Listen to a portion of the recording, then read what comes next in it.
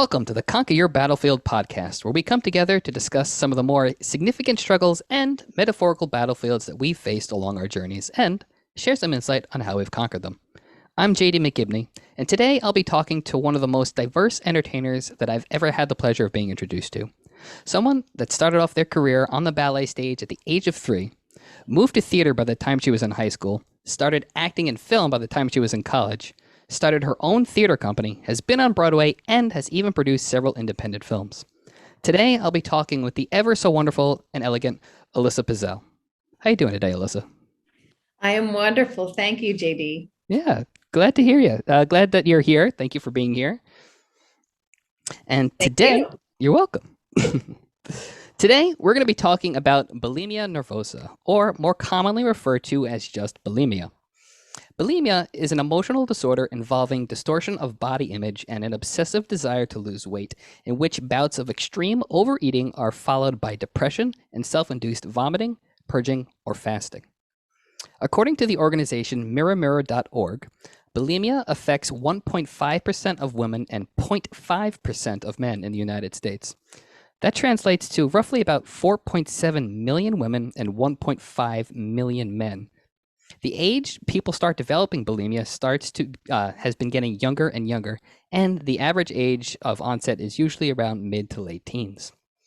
Those who develop bulimia often end up having self-harm tendencies, develop depression, and often have a plethora of health problems from chemical imbalances, swelling of glands, and even heart issues. Elissa, we spoke a little bit in private before this interview, and you let me know that you have previously battled with bulimia and have found a way to conquer that struggle.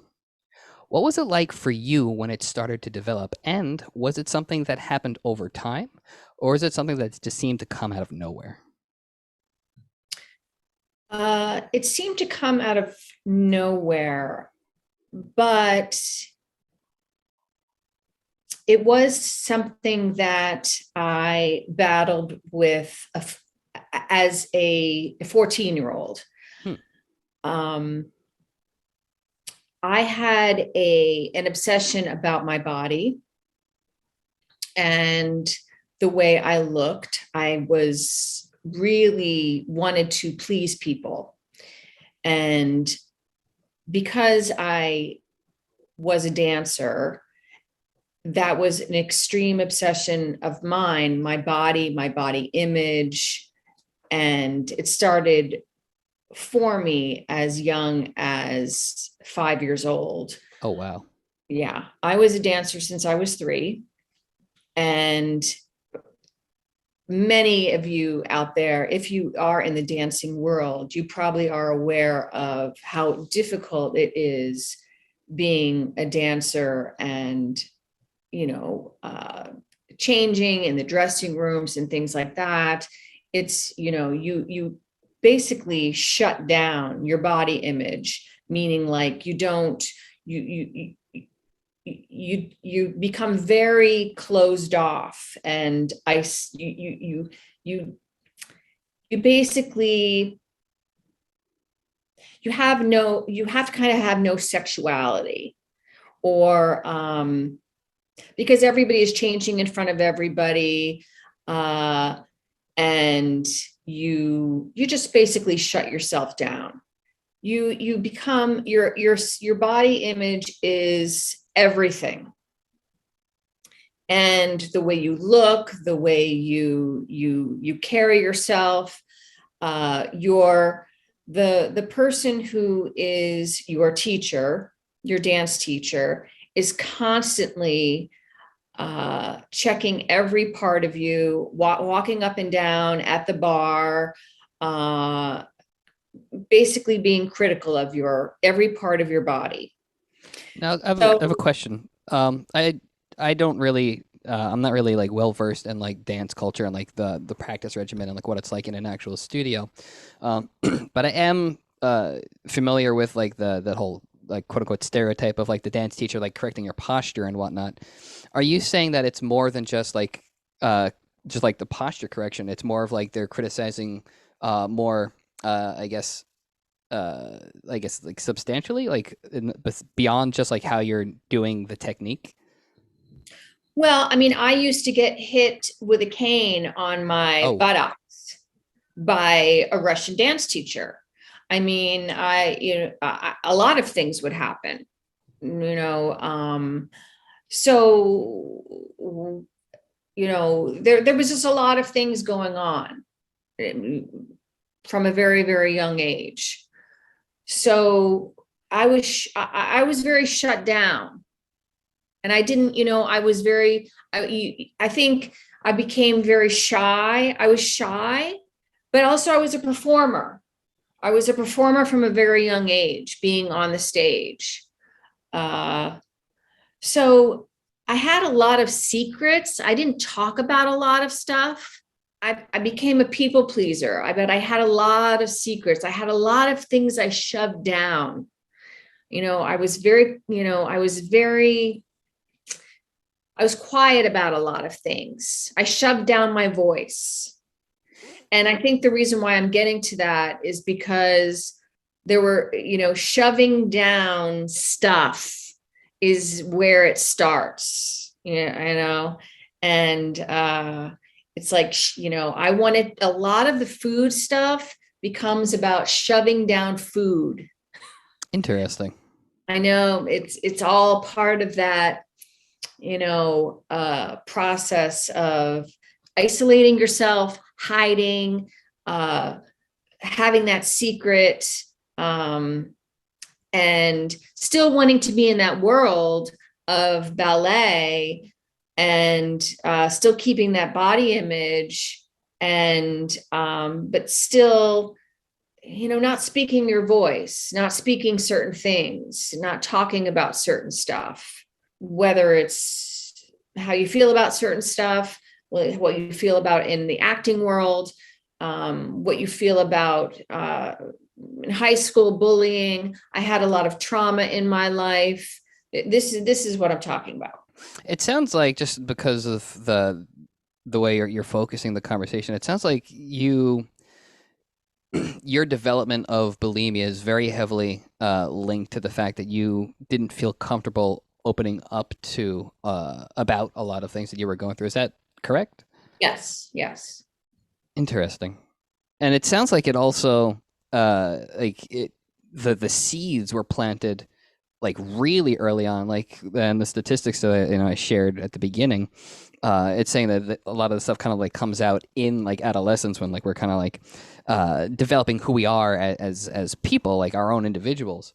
And it sounds like a lot of like the seeds of what was going to come up when I think you said you were 14, was started off, you said, at I think at the age of 5, which is it's incredible that it goes back that far. So I'm curious as to what, if the seeds were planted so long ago, back when you were 5, and you said it kind of seemed like it popped out of nowhere. What was like the initial like spark that made you go, oh, I'm gonna do this, and I'm gonna try this? Was it like a thought? Was it like an event? It was an event of, there were 3 traumatic things, and I'm not going to get into the big traumatic things, but one of them was I had a seizure. Oh no. I'm epileptic, and they put me on a medication called valproic acid. And one of the side effects of the valproic acid was I would gain weight. Uh, And I went nuts that I was going to gain weight. It was, I'm a big thing. The big thing about me is that I have to have control of that. Another thing about bulimia was that I could control it. And they were going to put me on this medication, and I had no control about that fact that I could, that was one of the side effects, that I was going to gain weight, and I gained all this weight. They put me on that medication for my epilepsy, and I couldn't control that. and you were originally a dancer, and you had to be very regimented on, like you were saying, on your how you looked, and like I imagine that, like, a person's weight, very heavily influences their ability to do all this like athletic, all this athletic stuff. So I very much understand how that is linked and would have triggered something like that. Right. So I I got accepted to this theater program at Bucknell University that only 10 people get accepted to. Oh, wow. And I went there and in Pennsylvania, and I started throwing up, binging and purging. And somebody caught me in the bathroom, and one of the professors, and they contacted my family and they said, somebody has to do something about this because this is happening too often, and or we need to do something or we're going to send her home. And my mom contacted me about it and told me about it. And I said, well, you're going to have to take me off this medication because I need to. But they didn't end up sending me home. I finished the program, but that was what alerted me. And I told them, I was so adamant about them changing my medication. That's how, Yeah. I mean, it's not a funny thing, but they ended up changing my medication. How long were you on that medication? Probably for a year. Oh, that's a long time to be going through.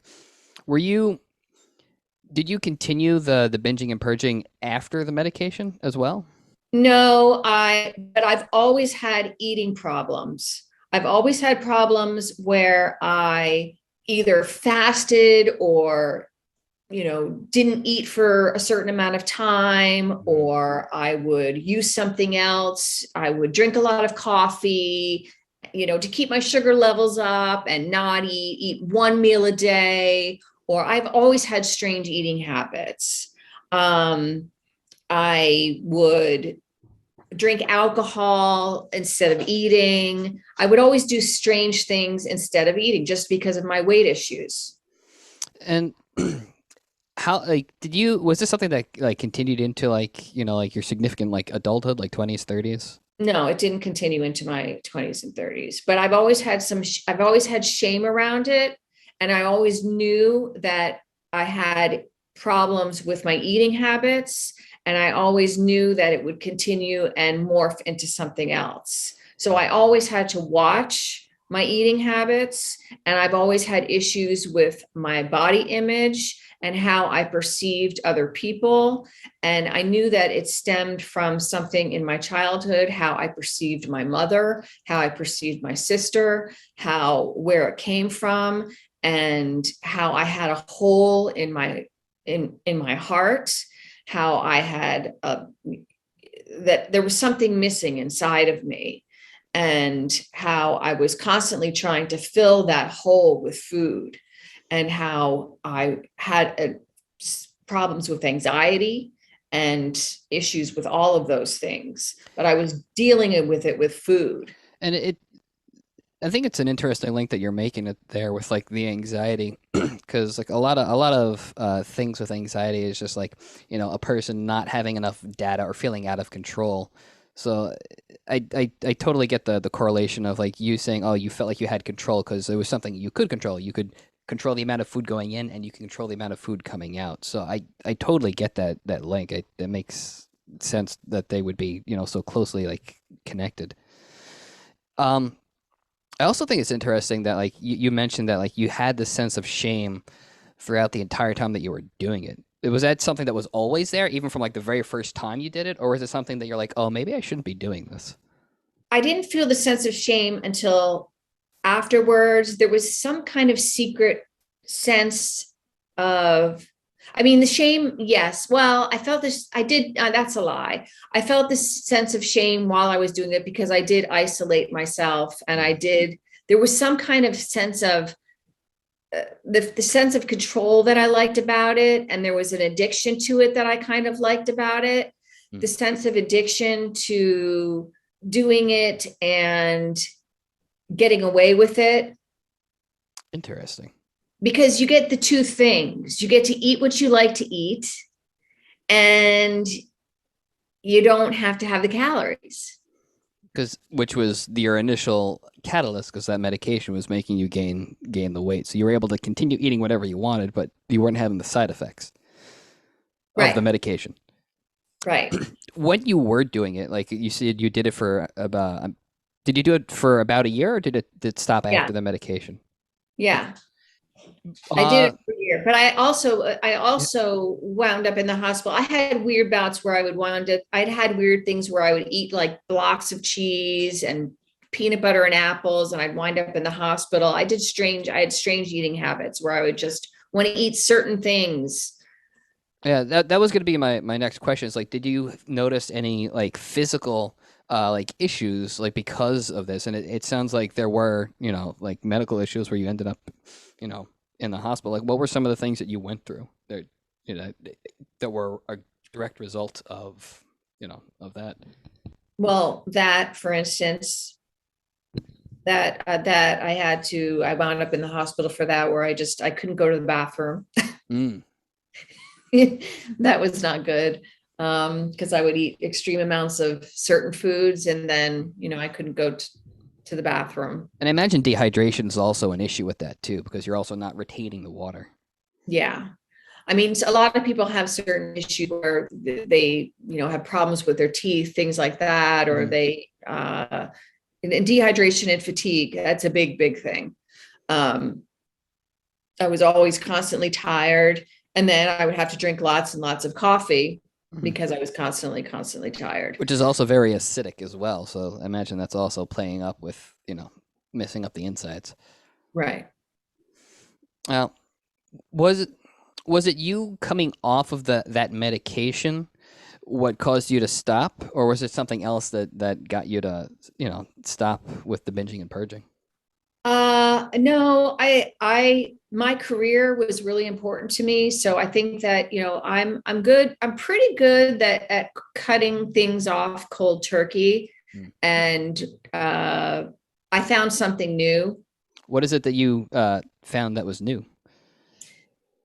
I found a new diversion. I think that for me, it was like I found something else to self-medicate with. I found, um, everybody has their dark thing. And I think that's where I found another thing to self-medicate with. And I've always had something, until just recently.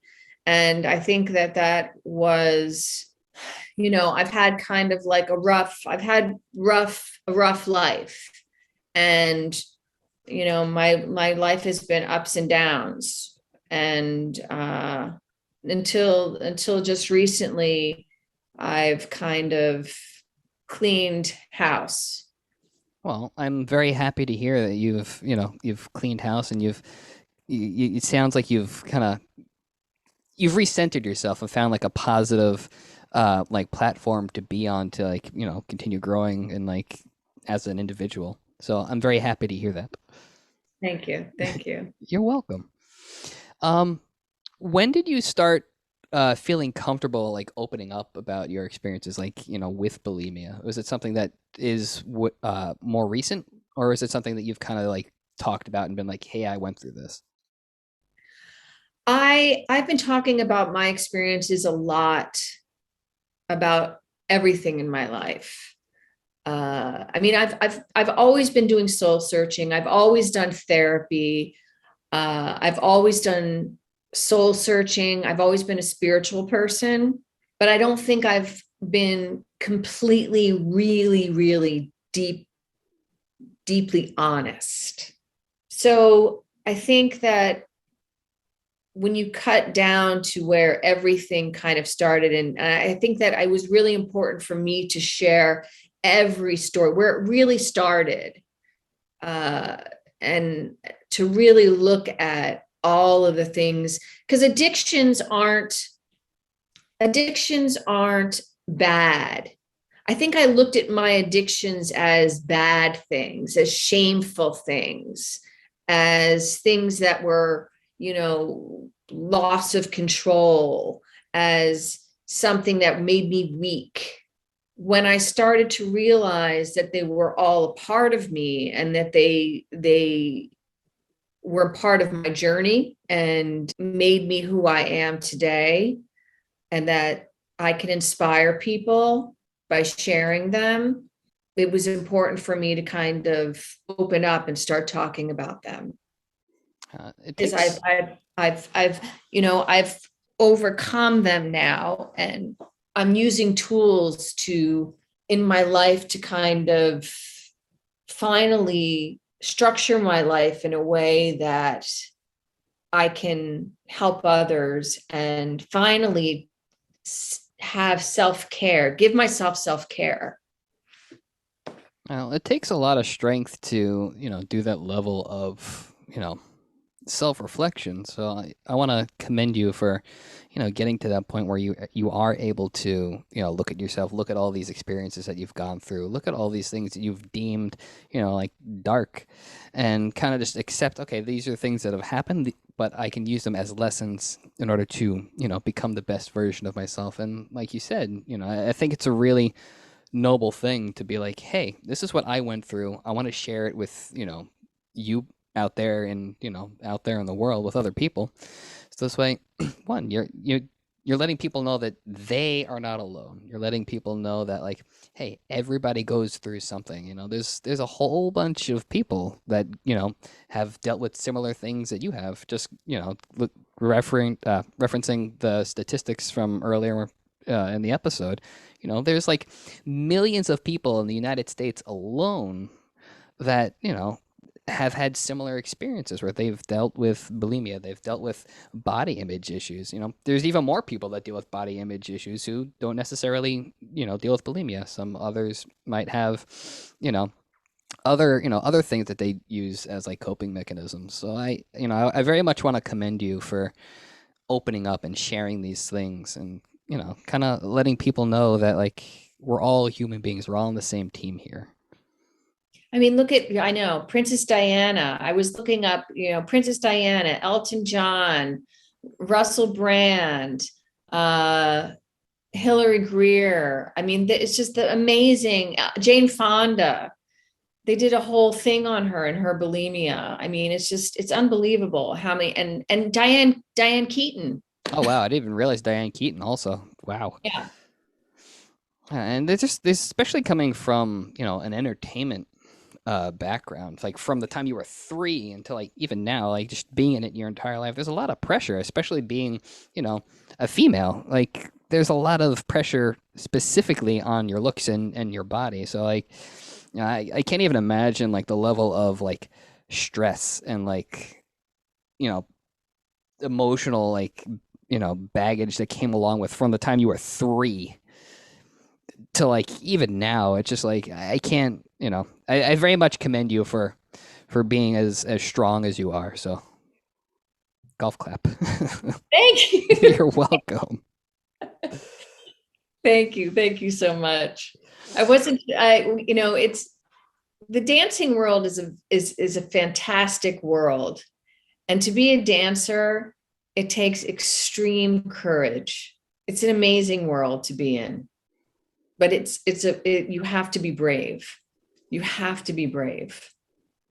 And you have to remember that, regardless of, whatever's going on, each individual person, is a beautiful and unique person. And like it's something that you mentioned earlier was that like there was this sense of like comparing yourself to like other people. Like, yeah, I think you said your mom and your sister, and like I'm assuming like, your peers or like your mentors, your teachers, So, and social media today. Oh yeah. I mean, it's totally different today. So I can't even imagine what it's like for, 2 generations behind me. It's just, I try to stay off.